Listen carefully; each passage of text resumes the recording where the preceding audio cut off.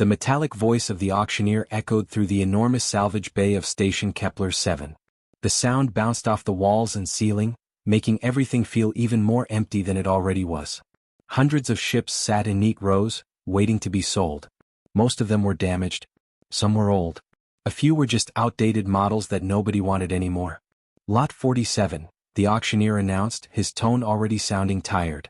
The silent wanderer. A few aliens in the crowd shifted their weight. Some turned to look at the ship in question. It sat alone in the center of the bay, separated from the other vessels like it carried some kind of disease. 47 previous owners, the auctioneer continued, reading from his data pad. 0 successful operations. Starting bid is 1,000 credits. Nobody moved. The silence stretched on for several long seconds. Nina Reeves stood near the back of the crowd, having just arrived. She was late because her shuttle had problems docking. Now she pushed up on her toes, trying to see over the taller aliens in front of her. The ship was strange. That was the first thing she noticed. It didn't look like any vessel she had seen before. The hull had curves that seemed almost organic, like someone had grown it rather than built it. But mixed with those smooth, flowing lines were sharp geometric patterns that created a strange contrast. It should have looked ugly. Instead, it looked fascinating. 500 credits? The auctioneer tried again, his voice now carrying a hint of desperation. Anyone? More silence. Then, from somewhere in the middle of the crowd, a Visian merchant started laughing. The sound was harsh and clicking like stones being knocked together. His companion joined in, and soon several other aliens were making various sounds of amusement. That death trap? Someone called out. You would have to pay me to take it. I heard the Quarren tried to use it for 3 months, another voice said. Their best pilot went insane trying to figure out the controls. The Zephyrites called it cursed, a third voice added. Said the AI was broken beyond repair. Nina squeezed between 2 tall aliens to get a better view. She was short compared to most species in the galaxy, but her size helped her move through crowds. As she got closer, she could see more details of the ship. The metal looked old but not damaged. There were no visible weapons, but she spotted what might be concealed ports along the sides. The cockpit window was dark, like empty eyes staring at nothing. Does anyone want this cursed piece of junk? The auctioneer asked, clearly ready to move on to the next lot. Nina raised her hand high above her head. 800 credits, she called out clearly. And I'll haul it away today. The laughter started immediately. It was louder this time. The Visian merchant actually doubled over, his entire body shaking. Several others made sounds that Nina's translator couldn't even process properly. They just came through as static mixed with what might have been mockery. The human, someone shouted. The human wants the cursed ship. Perfect match, another voice added. Crazy ship for a crazy species. Nina ignored them. She had dealt with plenty of ridicule before. Humans were still relatively new to the galactic community. Many species saw them as reckless, emotional, and unpredictable. Nina had learned to use those assumptions to her advantage. The auctioneer's 3 eyes focused on her. His face was difficult to read, but his tone carried what sounded like pity mixed with curiosity. You're the human, aren't you? The salvage trader? That's right, Nina said, pulling her credit chip from her pocket. Nina Reeves. Do we have a deal or not? The auctioneer looked down at his data pad, then back at the ship, then at Nina again. He seemed to be calculating something in his head. Finally, he nodded slowly. Sold. But don't say I didn't warn you. That ship has destroyed more careers than I can count. Nina walked forward through the dispersing crowd.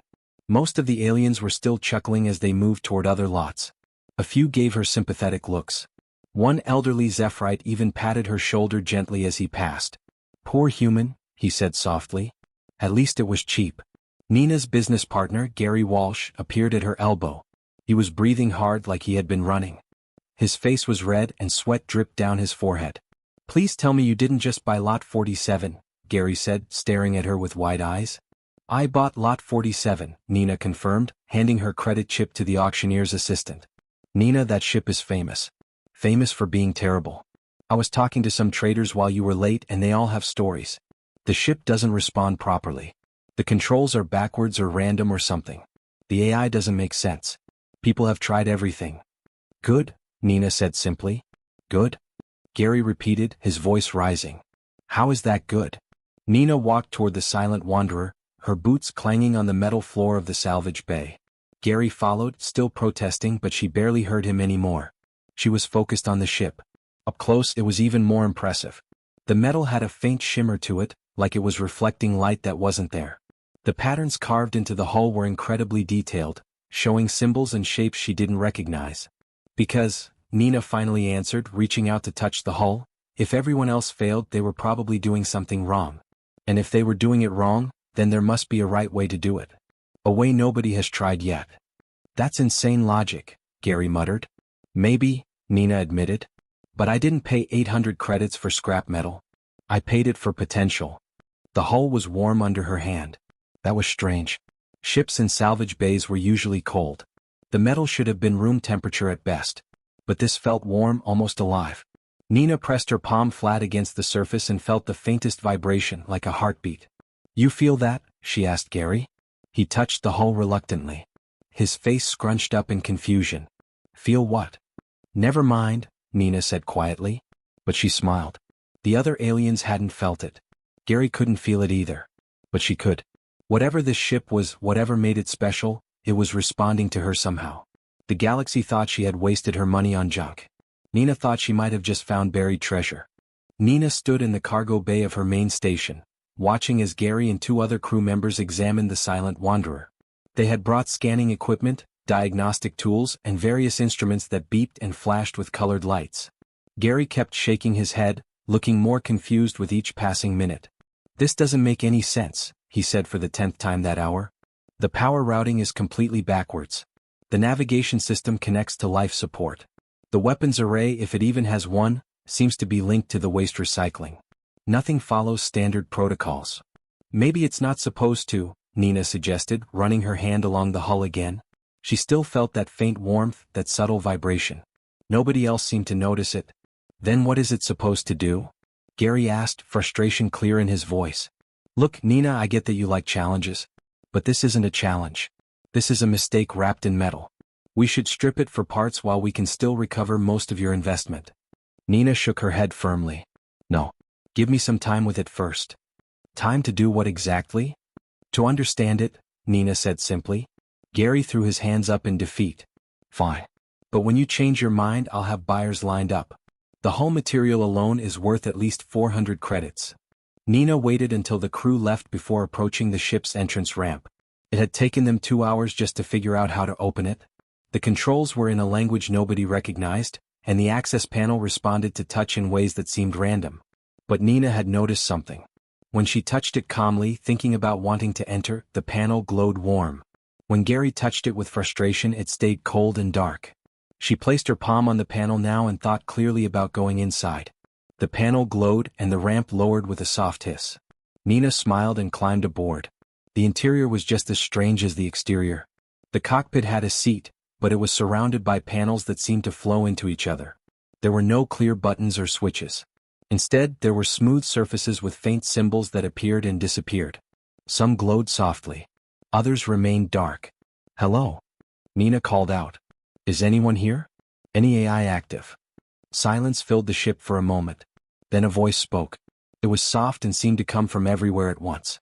Questions within questions, the voice said. Seekers who find, finders who seek. What brings the curious one? Nina sat down slowly in the pilot's seat. Are you Meridian? The ship's AI. Names are labels. Labels are limitations. But yes, that designation was given. What brings the warm hand? The warm hand. Nina repeated, confused. You mean me? Cold hands push. Warm hands listen. You listen. Nina thought about that for a moment. The previous owners, they didn't listen? They commanded, demanded, required, expected, but did not ask, did not wonder, did not feel. Okay, Nina said carefully. Then I'm asking. How do I fly this ship? How does a bird fly? Does it command its wings or become the wind? Nina rubbed her temples. This was going to be more difficult than she thought. But something about the AI's riddles didn't feel random. They felt intentional, like teaching tools. Like the AI was trying to show her something rather than just confuse her. She spent the next 3 days living aboard the Silent Wanderer. She brought food, water, and a sleeping bag. Gary thought she was crazy. The other crew members made jokes. But Nina ignored them. She needed to focus. The ship revealed itself slowly. The controls didn't respond to pressing or flipping or typing commands. Instead, they responded to intention. When Nina wanted to check power levels, she would think about energy, and a panel would glow showing her exactly what she needed. When she wanted to see navigation data, she would focus on direction and destination, and the information would appear. "This is incredible," Nina whispered on the fourth day. She had just successfully activated the engines by imagining flight rather than initiating a startup sequence. "You're not broken at all. You just work completely differently." "Different frightens the rigid," Meridian said. "Same comforts the scared. You are not scared." "I'm a little scared," Nina admitted with a laugh. "But I'm more curious than scared. Curiosity builds bridges. Fear builds walls. Bridges reach further." Nina began to understand the pattern. Meridian didn't give direct answers because direct answers created rigid thinking. The riddles forced her to think flexibly, to consider multiple perspectives. It was teaching her the same way the ship itself worked, through intuition and adaptation rather than memorization and procedure. On the 8th day, Nina attempted her first flight. She didn't touch any controls in the traditional sense. Instead, she sat in the pilot's seat, closed her eyes and imagined movement.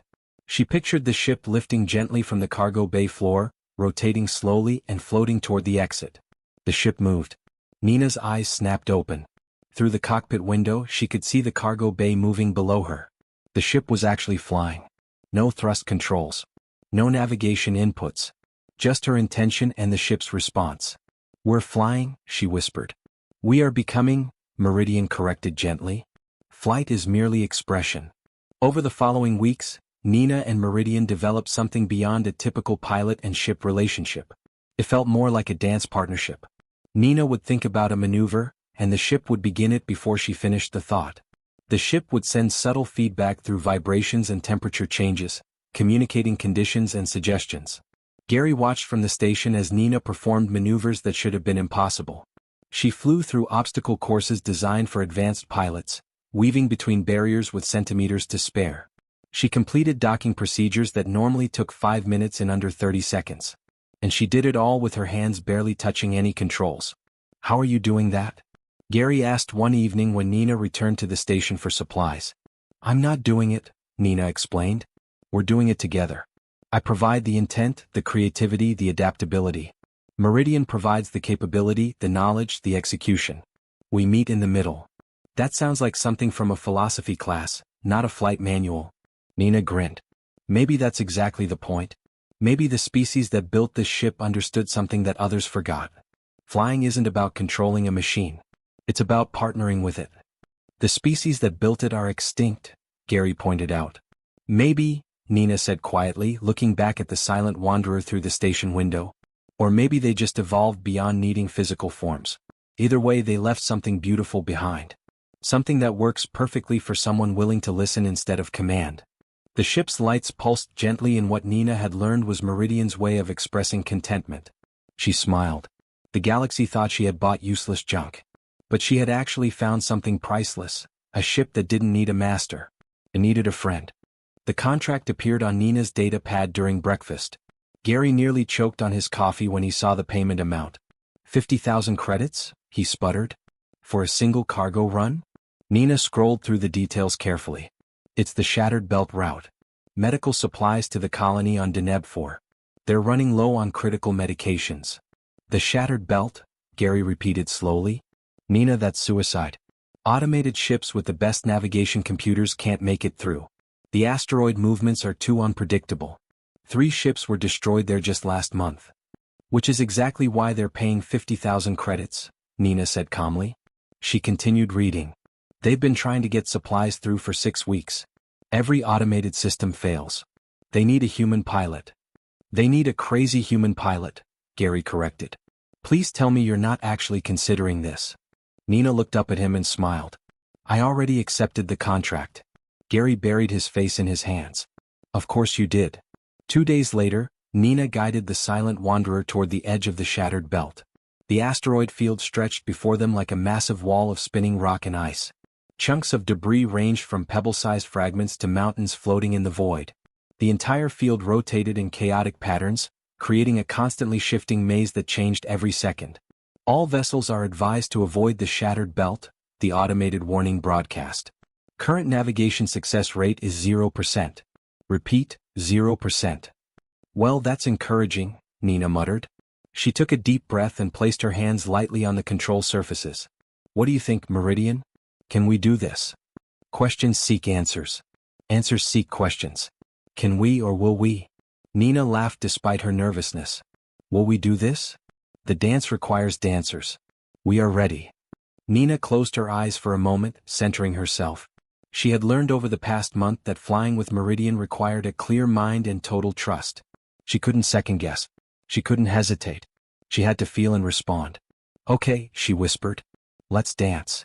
She pushed the thought of forward motion toward Meridian, and the ship slipped into the asteroid field like a knife through water.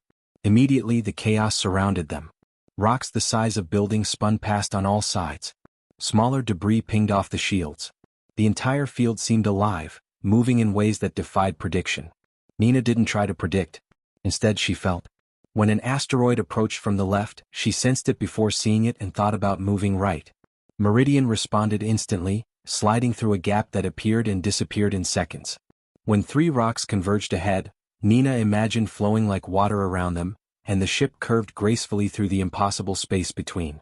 The cargo bay sensors screamed warnings constantly. Proximity alerts flashed red across every panel. But Nina ignored them all. She focused only on the immediate moment, on the feeling of the ship moving through space, on the subtle vibrations that told her where dangers lurked. Obstacle ahead, 15 degrees vertical. Meridian's voice came through, not as a warning but as information. Nina thought about rising, and they climbed smoothly over a tumbling asteroid the size of a small moon. Before they cleared it, another rock appeared from behind, spinning directly into their path. Nina didn't panic. She imagined the ship rolling, and they spiraled along their axis, passing through a gap barely wider than the hull. Time seemed to slow down inside the asteroid field. Minutes felt like hours. Nina's mind operated on pure instinct now, responding to threats faster than conscious thought could process. Meridian matched her perfectly, the ship becoming an extension of her awareness. They moved together like they were one entity, flowing through chaos with impossible grace. A cluster of smaller asteroids exploded ahead, shattered by a collision. Debris flew in every direction like shrapnel from a bomb. Nina thought about protection, about shielding, about deflection. The ship's shields pulsed in a pattern she had never seen before, creating a wave that pushed the debris aside without stopping their forward momentum. Beautiful, Nina breathed. Where did that come from? Where does the river learn to flow around stones? Knowledge sleeps until needed. They were halfway through now.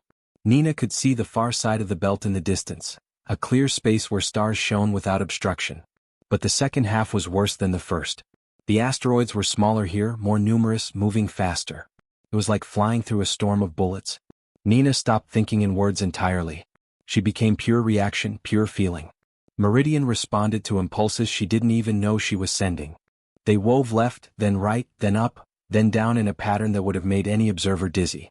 But inside the cockpit, Nina felt perfectly calm. This was what the ship was built for. This was what they could do together. A massive asteroid loomed ahead, too large to avoid. Nina thought about speed and power.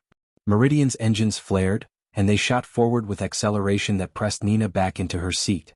They passed so close to the asteroid's surface that Nina could see individual rocks and ice crystals on its face. Then they were through, bursting out the other side of the shattered belt into clear space. Nina let out a breath she didn't know she was holding. Her hands were shaking. Her heart pounded. But they had made it. The journey that took automated ships 8 hours, assuming they survived, had taken Nina and Meridian just under 4. Contact from Deneb 4 Colony, Meridian announced. They are very surprised. Nina laughed, almost giddy with relief and excitement. Tell them we're coming in for landing. Word of the successful run spread quickly through the galactic shipping networks. Within hours, Nina's data pad was flooded with messages. Some congratulated her. Others accused her of faking the flight data. Many simply couldn't believe it was possible. Then came the message from the Zathros Collective. It was formal, written in the elaborate style that major corporations preferred. But the core message was simple. They wanted to buy the Silent Wanderer. They offered 10 million credits. Nina read the message 3 times. 10 million credits was enough money to retire. She could buy her own station, her own fleet, anything she wanted. Gary would probably have a heart attack when he saw the number. She thought about it for exactly 5 seconds before sending her reply. It was only one sentence. You can't buy what you don't understand. The Zathros collective responded within an hour, asking for clarification. They could study the ship they promised. Their best engineers would unlock its secrets. They increased the offer to 15 million. Nina didn't respond. She simply closed the message and went to the cargo bay where Meridian waited. She placed her hand on the hull, feeling that familiar warmth, that gentle vibration like a heartbeat. They want to take you apart and figure out how you work, she told the ship. Understanding requires patience. They seek shortcuts. Shortcuts miss the journey. Exactly, Nina agreed. Besides, we're just getting started. That was fun, wasn't it? The ship's lights pulsed in a pattern Nina recognized as contentment and excitement. She smiled. The galaxy was finally starting to notice that the useless ship wasn't so useless after all. And they hadn't seen anything yet. Nina was running system checks when the distress signal cut through her communications like a knife. The voice was panicked, breaking up with static, but the words were clear enough. This is Transport Vessel Morning Star. We are under attack near the outer rim. Pirates have surrounded us. There are families here, children. Please, anyone who can hear this, we need help. Nina's hands moved before she consciously decided to act. She pulled up the coordinates and fed them to Meridian. How far? Distance measures time. Time measures urgency. 30 minutes if we fly true. Then we fly true, Nina said, already strapping into the pilot's seat. Gary, I'm responding to a distress call. I'll be back when I can. Gary's voice came through her earpiece, confused and alarmed. Nina, wait. What kind of distress call? You should notify the authorities first. No time, Nina said as the Silent Wanderer launched from the station. People need help now. The ship accelerated faster than it ever had before. Nina felt Meridian's urgency matching her own. They flew through space like an arrow, covering the distance in 28 minutes. As they approached the coordinates, Nina's sensors began painting a picture that made her stomach clench. 36 civilian ships clustered together in a defensive formation. Surrounding them were 8 pirate vessels, each one heavily armed with visible weapon ports and reinforced hulls. The pirates had positioned themselves in a sphere around the civilians, trapping them completely. This is the raider ship Crimson Fong, a harsh voice broadcast across all channels. These vessels are now our property. Any resistance will result in the destruction of the transport carrying the children. You have 10 minutes to transfer all cargo and valuables. Nina's jaw tightened. She counted the pirate ships again. 8 against 1. Each pirate vessel was larger than the Silent Wanderer and carried more weapons. By any logical calculation, she should turn around and wait for military support. But logic didn't account for families trapped in those civilian ships. It didn't account for children who were scared. And it definitely didn't account for what Nina and Meridian could do together. Meridian, Nina said quietly. Those pirates need to be stopped. But we can't destroy them. There might be prisoners aboard or people forced to work for them. Disable, not destroy. Precision, not power. We understand. Good, Nina said, feeling her mind settle into that calm state she had learned. Let's go to work. The Silent Wanderer dropped out of its approach vector and dove toward the pirate formation. The sudden movement caught everyone's attention. The civilian ship's sensors locked onto her immediately, and she could imagine the confusion on their bridges. One small ship approaching 8 armed raiders looked like suicide. Unidentified vessel, stand down, the pirate leader commanded. This is your only warning. Nina didn't respond with words. Instead, she let her actions speak. The Silent Wanderer accelerated directly at the nearest pirate ship, moving so fast that it appeared as a blur on sensors. The pirate vessel opened fire, but Nina was already somewhere else. She had felt the intent to fire before the weapons charged, and Meridian had moved them out of the line of fire before the first shot was launched. They came up underneath the pirate ship, so close that they were inside its targeting range. Nina focused on the engine ports and Meridian's weapons fired with surgical precision. The shots weren't powerful enough to destroy, but they hit exactly where they needed to. The pirate ship's engines sputtered and died, leaving it drifting helplessly. One down, Nina whispered. The other 7 pirates reacted immediately. They broke formation and came at Nina from multiple angles, firing coordinated volleys that should have been impossible to avoid. But Nina didn't avoid them in the traditional sense. She felt where the shots would be before they were fired and simply wasn't there when they arrived. The Silent Wanderer moved through the battle space like it was dancing. It spun, rolled, dove, and climbed in patterns that seemed random but were perfectly calculated. Every movement served a purpose. Every turn brought them closer to another target. The second pirate ship tried to ram them. Nina felt the intention and thought about flowing like water around a rock. The silent wanderer slipped past the attacking vessel with centimeters to spare, and as they passed, Meridian fired at the ship's weapon systems. Explosions rippled along the pirate's hull, not enough to destroy but enough to disable every gun. "Two down," Nina said, her voice steady despite her racing heart. The pirates were getting desperate now. 3 of them focused their fire on a single civilian transport, trying to force Nina to choose between continuing her attack or protecting the innocents. But Nina didn't have to choose. She thought about being in 2 places at once, about dividing attention without losing focus. Meridian's shields extended in a way Nina had never seen before. They stretched out like a bubble, enveloping the threatened civilian ship while the silent wanderer continued its attack run. The pirate shots hit the extended shields and dissipated harmlessly. "How are you doing that?" Nina asked, amazed. "Potential sleeps until Crisis wakes it. Crisis is here." Nina targeted the 3 pirates who had fired on the civilians. She felt anger now, cold and focused. These raiders had threatened children. They had used fear as a weapon. That ended now. The silent wanderer moved faster than before. It hit the first pirate ship's bridge with a precise blast that shattered their command systems. It rolled and fired at the second ship's communication array, cutting them off from the others. It spiraled up and around the third ship, firing at its maneuvering thrusters until it could only spin helplessly in space. 5 down, Nina counted. 3 to go. The remaining pirates tried to retreat, but Nina was faster. She cut off their escape routes, herding them back toward the civilian ships.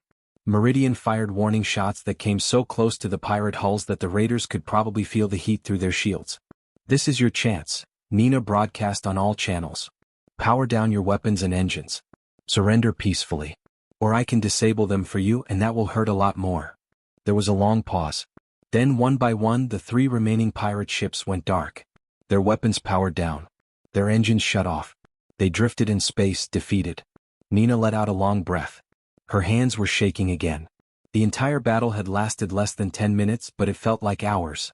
She checked her sensors carefully, making sure all the pirate ships were truly disabled and that none of the civilian vessels were damaged. "All civilian ships, this is Nina Reeves of the Silent Wanderer," she broadcast. "You're safe now. Military forces are about 30 minutes out. Stay in formation and keep your shields up until they arrive." The responses came flooding in. Dozens of voices thanking her, crying with relief, asking how she had done what she did. Nina smiled tiredly and began organizing the civilians into a proper defensive formation, just in case the pirates had friends nearby. When the military cruisers finally arrived, their commander's face appeared on Nina's screen. He looked confused and slightly embarrassed. "We received reports of a major pirate attack," he said slowly. "But it appears the situation is already resolved?" "That's correct," Nina confirmed. 8 pirate vessels disabled and waiting for you to collect them. All civilian ships safe and accounted for." "You disabled 8 pirate ships? Alone? In one vessel?" "Not alone," Nina said, patting the control panel affectionately. "We did it together." The commander stared at her for a moment, then shook his head in disbelief. "We'll need your full report. This is going to be in every news feed in the galaxy by tomorrow." Nina shrugged. Just doing what needed to be done. As the military began collecting the disabled pirate ships and escorting the civilians to safety, Nina guided the silent wanderer away from the scene. She was exhausted but satisfied. The ship that everyone called useless had just saved 36 vessels and countless lives. "Well done," she told Meridian quietly. "Well danced," the AI responded. "Partners who trust who dance, dance who save. The circle completes." Nina smiled and set course for home. The galaxy would definitely be talking about this. The cursed ship wasn't looking so cursed anymore. The news feeds exploded within hours of the rescue. Video footage from the civilian ships showed the silent wanderer moving through the pirate fleet like nothing anyone had ever seen. Military analysts watched the recordings over and over, trying to understand how one small vessel had defeated 8 armed raiders without destroying a single ship or harming any civilians. Nina's communication system was flooded with requests. Journalists wanted interviews. Military officials demanded briefings. Corporate representatives offered contracts. Even academic institutions wanted to study what had happened. Gary spent 2 full days just sorting through the messages. "You're famous," he told Nina, looking exhausted. "Every major network in 3 sectors is running stories about you and that ship." Nina sat in the cargo bay of her station, her hand resting on the silent wanderer's hull. I didn't do it for fame. I know, Gary said more gently. But fame found you anyway. And some of these requests are from people who could actually help. The Galactic Naval Academy wants to send representatives. They want to understand how the ship works. Nina thought about it for a long moment. Part of her wanted to refuse, to keep Meridian's secrets safe. But another part recognized an opportunity. If other people could learn what she had learned, if other ships like this one could be saved from junkyards and scrap heaps, then maybe the attention was worth it. Okay, she finally agreed. But only demonstrations. No one takes the ship apart. No invasive testing. They watch, they learn, or they leave. 3 days later, Nina found herself in an empty sector of space with an audience. 5 military cruisers hung at a safe distance, their sensors recording everything. Representatives from a dozen species watched from observation decks. Shipwrights and engineers filled temporary stations set up specifically for this event. Nina felt nervous for the first time in weeks. Flying through an asteroid field or fighting pirates had felt natural. But performing for an audience, trying to explain something that was more feeling than technique, that was harder. Are you ready? Gary asked through the communication channel. He was watching from one of the observation stations. As ready as I'll ever be, Nina replied. She took a deep breath and opened a broadcast channel to all the watching vessels. Thank you for coming. What you're about to see isn't magic, and it isn't some secret human ability. It's about understanding a different way of thinking. She began with simple maneuvers showing how the ship responded to intention rather than commands. The watching analysts murmured among themselves as the silent wanderer performed turns that shouldn't have been possible with its visible thruster configuration. Nina explained as she flew, describing how she focused on outcomes rather than procedures. I don't tell the ship to fire thrusters at specific angles, she said. I think about where I want to be and Meridian figures out how to get there. It's a partnership. The Cien military commander's voice came through. But that requires the ship to interpret your thoughts. Our AI systems can't do that reliably. The margin for error is too high. Your AI systems are trying to guess. Meridian's voice suddenly came through the broadcast, startling everyone. Guessing requires interpretation. We do not guess. We know. There was silence from the observers. Then dozens of voices started asking questions at once. Nina held up her hand. Let Meridian explain, she said. I think you all need to hear this directly. Meridian's voice filled the communication channels, calm and measured. We are Velshera vessels. Our creators understood that true efficiency comes not from perfect control but from perfect harmony. They built us to bond with crews to learn and grow together. Each ship is unique because each crew is unique. The Velshera are extinct, someone pointed out. The Velshera evolved beyond physical form, Meridian corrected. But their philosophy remains in us. For centuries, other species tried to use us. They applied their rigid protocols, their command structures, their need for dominance. They tried to master us. They all failed. And humans are different? A skeptical voice asked. Humans learn to dance with us, Meridian said simply. Nina did not try to control. She listened. She felt. She trusted. This is not a human ability. This is a choice any species can make. But most species fear the loss of control more than they desire true partnership. The observation deck erupted in discussion. Nina could hear arguments breaking out, some species insisting that their methods were superior, others intrigued by the possibilities. She let them talk while she performed more complex maneuvers, showing how she and Meridian moved as one. After an hour of demonstrations, a message came through from an unexpected source. It was from a salvage yard coordinator on the far side of the sector. Ms. Reeves, the coordinator said, we have 17 vessels in our yards that match the design profile of your ship. They've been sitting here for decades. Some for over a century. If what we're seeing is real, if these ships can actually function with the right pilots, we would like permission to begin recovery operations. Nina's heart skipped. 17 more ships like Meridian. 17 chances to save something beautiful from being destroyed. Permission granted, she said immediately. But handle them carefully. They're not broken. They're just waiting for the right partners. Over the following weeks, the abandoned Velshera vessels were recovered from junkyards across multiple sectors. Each ship was different. Some were larger than the Silent Wanderer. Others were smaller and more streamlined. A few had configurations that nobody had seen before. But they all shared the same fundamental design philosophy.